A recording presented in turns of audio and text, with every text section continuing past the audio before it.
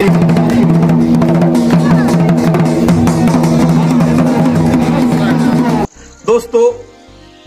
ये मेरा वक्तव्य है छोटा सा। मैं इस जगह का, ऐतिहासिक जगह का जानकारी आप तक पहुंचाने का कोशिश किया हूँ। ये हमारा गोंडवाना भूभाग का गढ़ा मंडला, जो गोंडवाना का राजधानी हुआ करता था, उसी के जस्ट समीप 15, 16, 17 किलोमीटर की दूरी में नामनगर नामक स्थान है, जहां पे आज भी हमारे गोंडवाना के बड़े बड़े किला और महल आज भी आलीशान खड़े हैं। आप देख पाएंगे जब भी आपको आना हो। तो उसी जगह में मैं हूं आज, वहां का ऐतिहासिक जानकारी आपको पहुंचाने का प्रयास किया हूं। यहाँ का जो राजा हुआ करता था, जिनका नाम था राजा हृदय शाह, जिनकी धर्म पत्नी अपना जीवन यापन करते थे, और इस महलों के किनारे से नर्मदा नदी एकदम पवित्र तरीके से, पवित्र नदी, शुद्ध निर्मल जल लेके बहती है। और यही एक समीप एक करिया पहाड़, काला पहाड़ नामक एक स्थान है। मतलब ये जो जगह है एकदम ऐतिहासिक जगहों से परिपूर्ण जगह है। और जहां मैं खड़ा हूं, यहाँ से जस्ट समीप चौगान एक गांव है।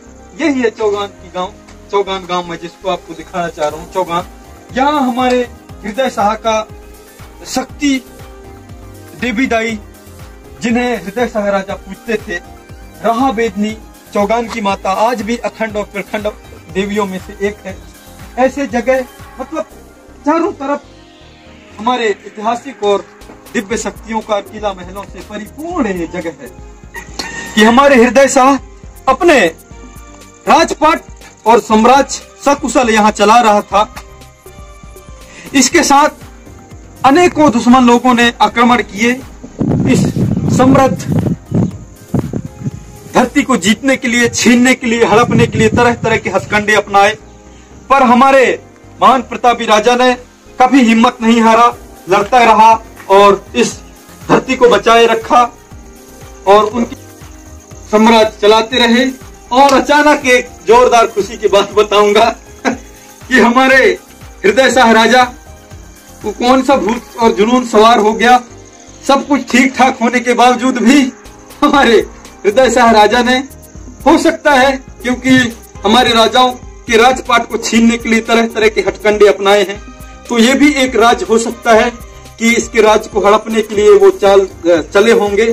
तो हमारे मुसलमान समुदाय के एक लड़की को हमारे हृदय शाह राजा ने भगा ले आया, या फिर वो आ गई, सटीक जानकारी मुझे नहीं है, पर इतना पता है कि वो राजा की पत्नी बनी थी। तो उनको वो ले आए यहाँ। तो हमारे समाज में आज भी ऐसा चलायमान है कि हम हमारे 750 गोत्रधारी अनुसार अपने शादी विवाह संस्कार को अंजाम देते हैं। इसके विरुद्ध हुआ तो कुछ न कुछ सामाजिक विरोध या सामाजिक पनिशमेंट, सजा उसको मिलता है। तो इससे बचने के लिए मतलब ऐसा नहीं करते, क्योंकि बहुत सामाजिक कुरीतियों में आता है ये चीज। इसलिए ऐसा नहीं करते हमारे लोग। तो ऐसा ही हमारे राजा अचानक बेगम को ले आई यहाँ अपने साथ धर्मपत्नी के रूप में, और अपना जो सकुशल घर और परिवार और साम्राज्य जहाँ चलता था, वहाँ उनको रखना वो उचित नहीं समझे और उनके लिए एक अलग से महल बनाए, एकदम व्यवस्थित तरीके से। सारा वो सुख और सुविधा, रहने खाने और वो हर एक चीज, उसकी सेवा और सत्कार के लिए।